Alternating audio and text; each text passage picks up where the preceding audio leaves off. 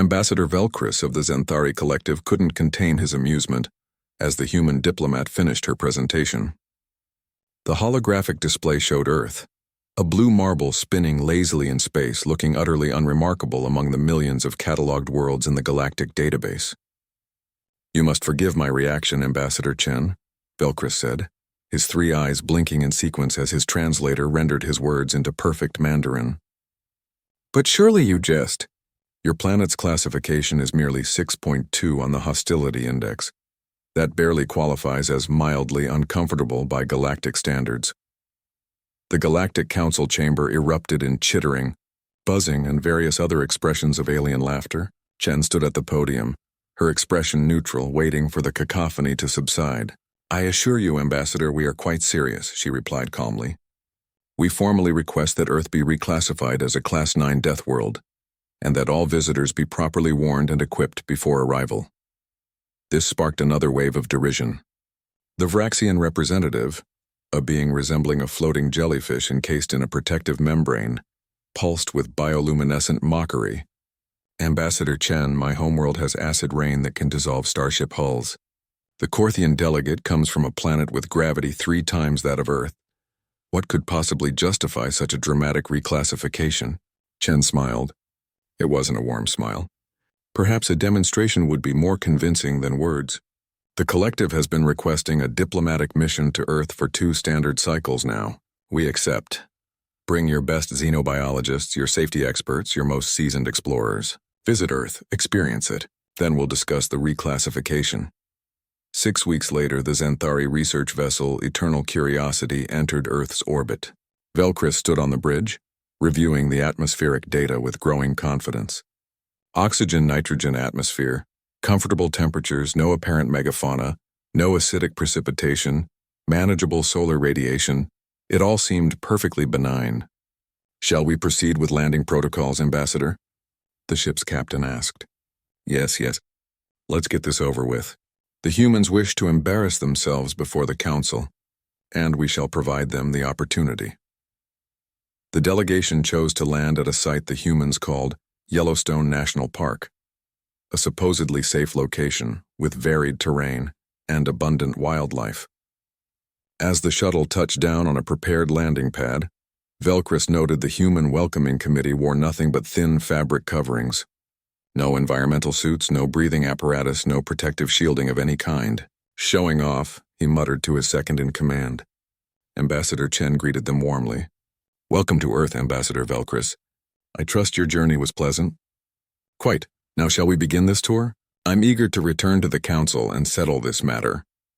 "Of course. We'll start with something simple, a short walk through the forest."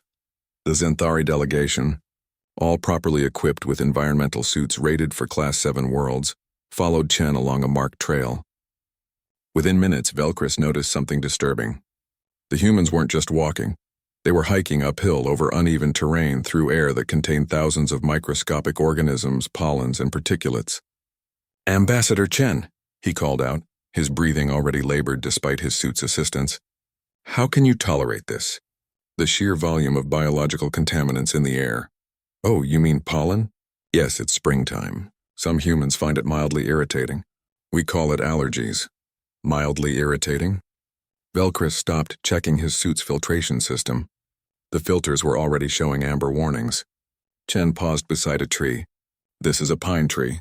Beautiful, isn't it?" She reached up and broke off a piece of bark, revealing sticky sap. "This resin has mild antiseptic properties. Humans have used it for thousands of years." The Vraxian delegate floated closer to examine it. "Fascinating. Though I note the chemical composition includes several compounds that would be toxic to most species." A sound interrupted them. A deep guttural sound that made every non-human in the group freeze. "Ah," Chen said pleasantly. "That would be a grizzly bear. Don't worry, we're upwind and they generally avoid humans unless—" "Generally?" Velcris's suit speakers crackled with his panic. "That creature masses at least 300 kilograms. I saw it in your database. It's an apex predator." "Well, yes, but there are protocols. If we see one, we make ourselves look large, back away slowly, and—" "You have protocols for encountering apex predators? During casual walks?" Chen's smile widened. Ambassador, there are protocols for many things on Earth. For example, in Australia, that's a continent, you need to check your shoes every morning for spiders. Some of them are venomous. And before you swim in certain areas, you check for sharks, jellyfish, crocodiles, or occasionally hippos if you're in Africa. Your planet has multiple continents with multiple deadly organisms. The Corthian delegate's exoskeleton was clicking rapidly, a sign of extreme distress. Oh yes, but let's continue. I want to show you something really interesting. The next 3 hours were a masterclass in terrestrial horror. The delegation witnessed a thunderstorm that produced lightning with electrical potential that could power a small starship. The humans simply went indoors and commented on how nice the rain sounded. A demonstration of human immune systems, where Chen explained that Earth children were routinely exposed to hundreds of pathogens to strengthen their defenses, a concept that made the Zenthari medical officer physically ill. A visit to the edge of a geothermal feature, where water at near-boiling temperatures erupted from the ground. Extremophil bacteria thrived in conditions that would sterilize most known life forms. We have life forms that live in volcanic vents, Chen mentioned casually, and others that survive in Arctic ice. The final revelation came at dinner. The humans served their food cooked, exposed to open flame. They consumed plants that contained alkaloids, capsaicins, and other compounds designed as natural pesticides. They drank fermented beverages containing ethanol, a literal poison, for enjoyment. Velcris watched in horror as Chen bit into something called a jalapeno pepper, without any visible discomfort. You're eating chemical warfare agents, he whispered. Oh, this? It's mild. You should try a Carolina Reaper sometime. Ghost pepper. Trinidad scorpion. She smiled at his translator, struggled with the names. We cultivate hundreds of varieties. Some people do it as a hobby. Your people intentionally breed more dangerous versions of already hostile plant species? For recreation? Well, when you put it that way. The delegation returned to the Eternal Curiosity that evening. Not one member removed their environmental suits. Velcris immediately composed a report to the Council. 3 days later, the Galactic Council reconvened. Velcris stood before them, his usual confidence replaced by something approaching respect. The humans, he began, have requested a reclassification to Class 9 Deathworld status. After extensive first-hand observation, I must recommend we grant this request. However, I believe Class 9 is insufficient. I propose a new classification. Class 10 Adaptive Deathworld. The chamber fell silent. Earth, Velcris continued, is not a single hostile environment.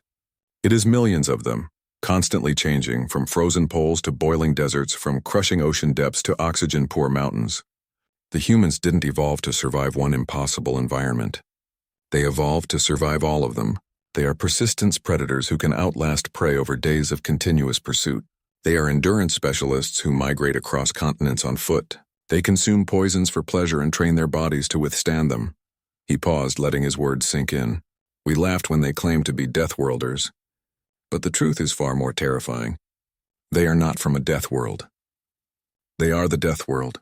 They are the apex predator of a planet that has been trying to kill them for millions of years. And they are here among us, acting as though this is all perfectly normal. Ambassador Chen smiled from her seat. The reclassification passed unanimously.